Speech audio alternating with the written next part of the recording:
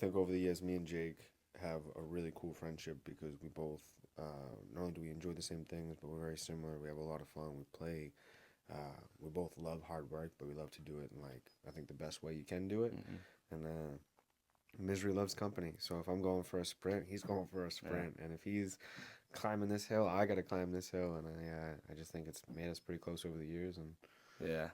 Always a very similar attitude, very similar outlook on things. You always take care of me. I went away for college for a long time. I was gone for 6 years and came back and best six picked years right of my life. picked right back up after that. Well, I see why you guys are friends. You know what I mean? It makes sense. Yeah. When you're fighting, right? And if I remember, correct me if I'm wrong, okay? Because I believe this is you that I saw, but your last fight was like a belt fight, or the previous one of these previous. Yeah, so you probably think about my last amateur fight. I've Okay. had two pro fights since then, but yeah, that was Okay. my last amateur fight. Okay. So walk me through the transition from amateur to pro for you, since it seems to be relatively Yeah, it was recent. pretty recent. I still don't really quite feel like a professional fighter yet. Both the fights, I never want to look down on anybody, but it was kind of not the same level. And now we kind of move forward, fight better competition.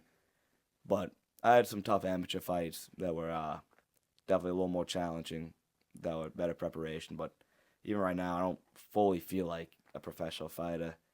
And I think Jake can attest to this. You almost never feel quite ready to make that jump forward, whether it goes you know, from wrestling to get into MMA, from, amateur to pro, or even just jumping levels in competition.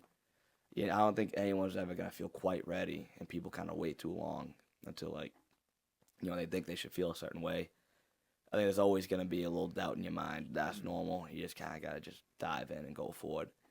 But, yeah, I mean, the preparation, we're now getting ready for 5-minute rounds instead of three.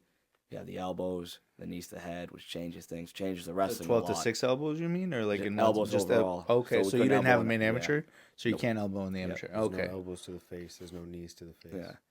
Okay. And now you're changing to where Yeah. or the last two fights have been that, is what Yep. you're saying? Yeah. Now, even with the knees to the head, now that kind of changes things as a wrestler. You shoot head on, guy lifts his leg, that knee connects. That's legal now. So it changes the game a lot.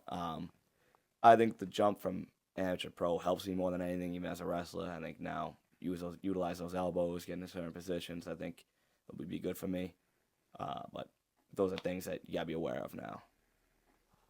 So how do you and obviously I'm not trying to give away game plans or anything like that as we're talking here. So let me know if I'm asking questions that I shouldn't be. Nah, Just because I'm a nerd, I love this shit. So, how do you find yourself preparing for something like that? Like, how do you prepare for possibly getting hit by an elbow when you didn't have that fear in the previous fights? Like, what are you doing to prepare to break habits?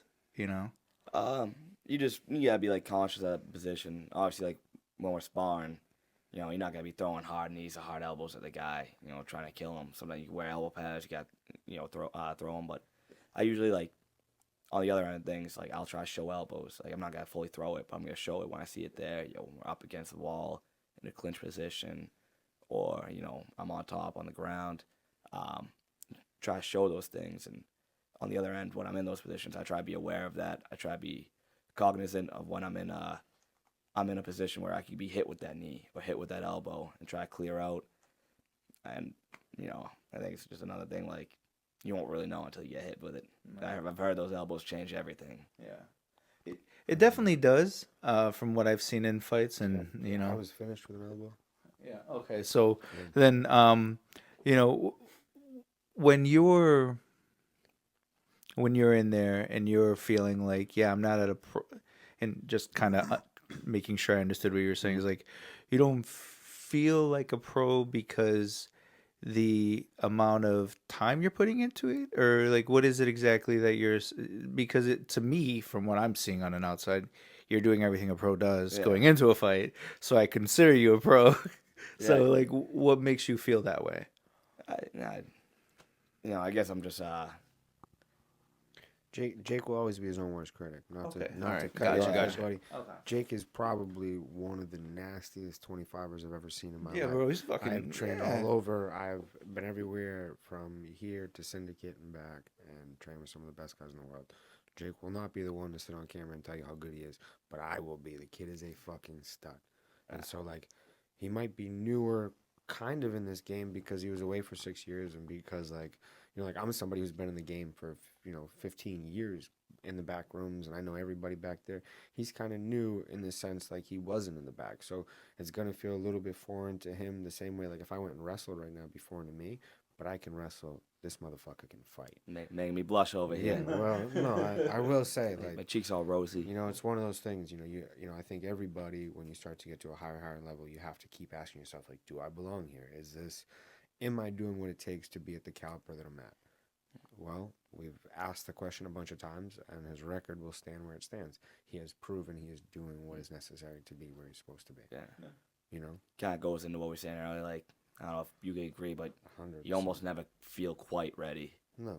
You always want to do more. You want to be able to give, like, this is very important to us, obviously, right? That we're going out there and kind of dying on our shield in front of everybody we love and for pennies now. And it's not like we're making big money. And, like, this really is like a love project. At the end of the day, you can call it what you want, but it is. It's a passion project.